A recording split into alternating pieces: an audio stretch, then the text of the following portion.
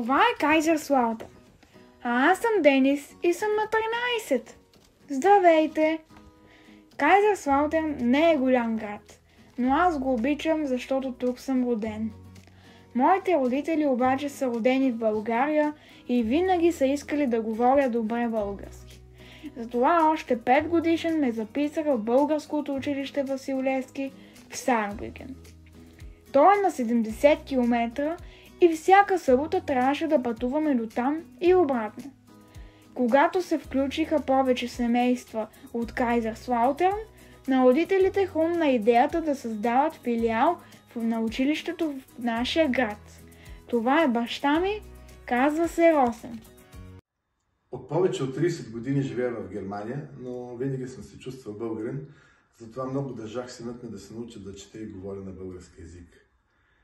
Няколко години пътувахме до най-близкото българско училище в Саарбрюкен, но когато пътуващите родители и деца станаха много, сметнахме, че е по-разумно вместо децата да пътуват всяка седмица, то учителите да идват при тях. Така се роди идеята за филиал на училището в Кайзерслаутен. Директорката я подкрепи, а дружество Приятели на България, към което принадлежи училището, застана зад нас. Така с общи усилия нещата се получиха. Вече 7 години филиалът съществува и за наша радост децата, желаещи да посещават училището, непрекъснато се увеличават. Естествено, трябваше ни съгласието и съдействието на директорката на училището, госпожа Евелина Аврамова. Кайзерслаутен се оказа по стечение на обстоятелствата. Никога преди това не съм минавала през този град и не знае как изглежда. Преди 7 години обаче в училището, българското училище в Саарбрюкен, което ръководя, дойдоха няколко деца и техните родители и казаха, че много искат да запишат децата си в българско училище. Години наред тези ентусиазирани хора идваха в Саарбрюкен. Всяка събота преминаваха по повече от 100, 120, 130, някой че и повече километра. И така един ден, когато явно след няколко години, когато явно събраха смелост и желание, попитаха, ние защо не направим един филиал в Кайзерслаутен. И така направихме.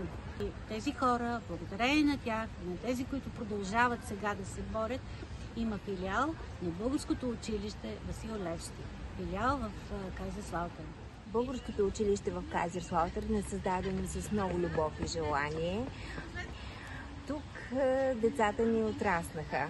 Най-големите вече са 10 и 11 класи, са започнали 6-7 годишни. Тук намериха сърдечни приятели. Заедно всички българи покрай училището празнуваме големите празници, Коледа, Великден, 24 май. За нас то е обединително звено. А това беше Мими. И тя беше от пътуващите родители. И така, на главната улица на града, в помещенията на Лерна Академи, всяка събота аз и моите приятели учим български език. Мими сега учи най-малките и преподава по география. А това са проектите по география за края на годината. Това е средния клас. Днес правят тест за изходящо ниво. Не им завиждам. А това сме ние. Аз, Емо и Пламен. В класа са още Лили, Алекс, също Рафи и Александър. Аз съм Рафаил, ходя от българското училище от 9 години. Преди ходих с влак към българското училище в Саарбрюкен, преди да направят филиал в Кайзерслаутен. И тук намерих много хубави приятели и забавни. И всяка седмица се смеем и се забавляваме, дори с учителката. И научаваме също важни неща. Здравейте, аз съм Александра. Мой баща е командирован в Германия за няколко години. И в Кайзерслаутен има българско училище, в което аз посещавам и се радвам, че го има, защото е близко до мен и мога да се упражнявам български език, който в последствие ще ми трябва, като се върна в България. Ние винаги усещаме подкрепата на нашите учители и родители и намираме повод да направим нещо заедно. Заедно създаваме българска следа в града. И аз съм частица от тази следа. Ако имате път към нашия град, надигнете в събота в сградата на Лерн Академи на улица Факелштрасе 3. Сигурен съм, че ще откриете моята българска следа в Кайзерслаутърн.